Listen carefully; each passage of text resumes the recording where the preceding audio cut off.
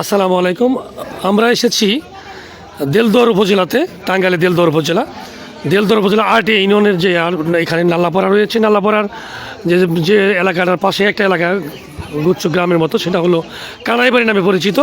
সেখানে একটা গ্রাম পুলিশ পরিবার, তার পিতাও স্বর্গীয় যোগেশ ছিলেন, উনিও গ্রাম পুলিশ ছিলেন। তার সন্তান যে রয়েছে তিনিও গ্রাম পুলিশ। আমরা আসলে এসেছি এখানে একটা সরকারের যে রসিদ ট্যাক্স কাটার জন্য, যে গভর্নমেন্টের যে ট্যাক্স, চৌকিদারি ট্যাক্স যেটা হয়নি পরিষদে, সেই ট্যাক্সটা আদায় করতে গিয়ে সে ট্যাক্স চায় এবং সেই ট্যাক্সের রসিদটা অনৈতিকভাবে সে বলছে যে 100 টাকা দিয়ে তার রসিদটা নিবে।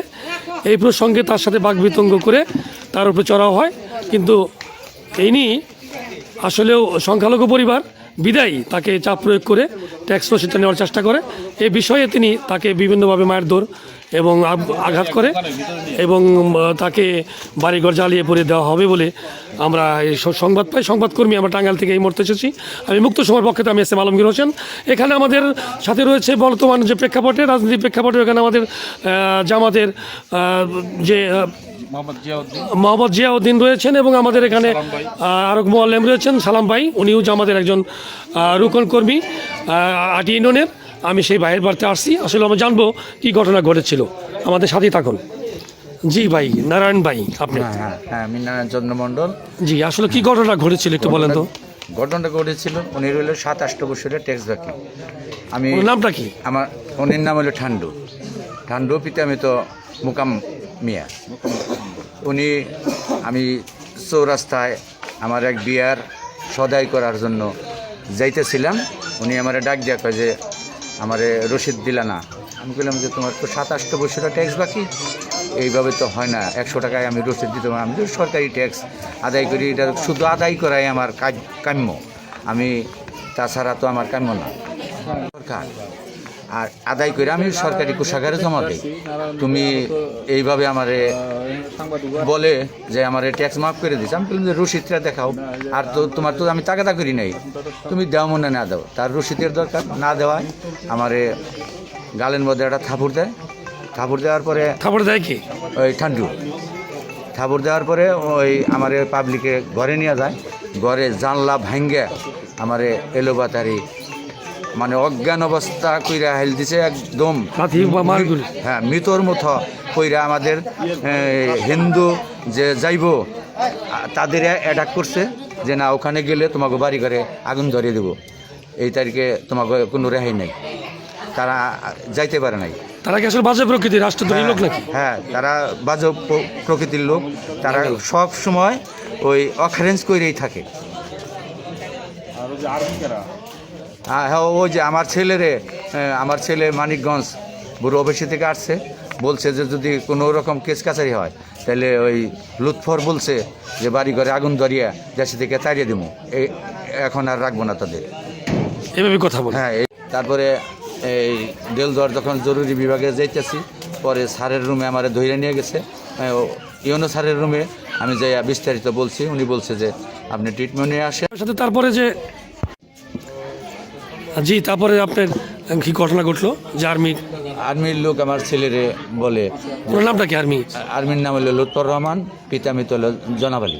ওনার বাড়িটা কোথায়? ওনার বাড়ি নাল্লাপাড়া। হ্যাঁ, উনি বলে উনি চাকরি করেন কি এখনই? হ্যাঁ, উনি কর্মরত আছে চাকরিতে। উনি বলে আমার ছেলেরে যে তোর বাপে যদি কোনো আইনগত যায় তাহলে তোদের বাড়ি জ্বালিয়ে পড়ে দেওয়া হবে। সেও এই কথা বলে? হ্যাঁ, সেও এই কথা বলে। আসলে আর বর্তমানে কী চান আপনি যে আপনি কি হুমকিতে ভুগতেছেন বা প্রাণনাশের হুমকিতে বা এরকমের? প্রাণনাশের হুমকিতে আমি মানে আমার যাতে জীবন রক্ষা হয়, আমাদের সংখ্যালঘু লোক আমাদের এখানে থাকতে চায়, আমি সরকারের কাছে মানে আকুল আবেদন, এদের বিচার চাই, সঠিক বিচার চান। হ্যাঁ। দেখতে পাচ্ছেন আসলে লোকটা অসহায় হয়ে গেছে। একজন গ্রাম পুলিশ তাকে যখন এই যে আঘাত করেছে, আঘাতটা দেখতে পাচ্ছেন আপনারা, এই যে এইভাবে তাকে এখানেও লাথি মেরে ফেলে দিয়েছিল, বিভিন্ন জায়গায় মানে চিপা মারগুলো দিয়েছে তারা ঘরে আটকিয়ে। আসলেও আপনার পরিবারের যে আপনি এই বিষয়ে তো মামলা কি করছেন নাকি প্রস্তুতি নিচ্ছেন? প্রস্তুতি নিচ্ছি, মামলা করবেন? হ্যাঁ, ইউনো স্যারের কাছে আমি চলে গেছিলাম। সে বলছে যে এটার আপনি একটা অভিযোগ করেন, এটা আমাদের দেখতে হবে। বর্তমানে আইন শৃঙ্খলা বাহিনীর কাছে বিচার জানেন কি চান আপনি? হ্যাঁ, আমি আইন শৃঙ্খলা বাহিনীর কাছে আমি বিচার চাই। জি, আপনার নামটা কি? আমার নাম বাসুদেব চন্দ্র মণ্ডল। বাসুদেব চন্দ্রমণ্ডল। জি, নারায়ণ চন্দ্রমণ্ডল কি হয় আপনার? আমার শ্বশুর। কি ঘটনা করছে শুনেন তো একটু বলেন। তো ওই বৃহস্পতিবার বিকাল আনুমানিক 5:30 থেকে 6টার মধ্যে আমার শ্বশুর ওই নাল্লাপাড়া চৌরাস্তাতে যায়, বাড়িতে বিয়ের অনুষ্ঠান, সেই সুবাদে সেলুনে যেতে চেয়েছিল। তো ওনার সাথে উনি একজন গ্রাম পুলিশ, ঠিক আছে, গ্রাম পুলিশ থাকার সত্ত্বে ওনার মোটর সাইকেল ব্যবহার করে। উনি মোটর সাইকেলেতে সবসময় ওনার ওই ট্যাক্স আদায়ের একটা বই থাকে। তো সেই সুবাদে ওই দিন গাড়ির সাথে ছিল। ওই জায়গায় যে একজন পাইছে এরকম যে যার 10 বছরের ট্যাক্স বাকি।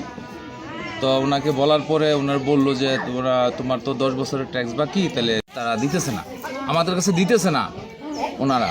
মানে আমরা কি ওই সংখ্যালঘু বা হিন্দু থাকা থেকে ওনারা আমাদের উপরে এবং নির্মম অত্যাচারটা করলো। বিচার চান আপনারা? জি, থ্যাংক ইউ।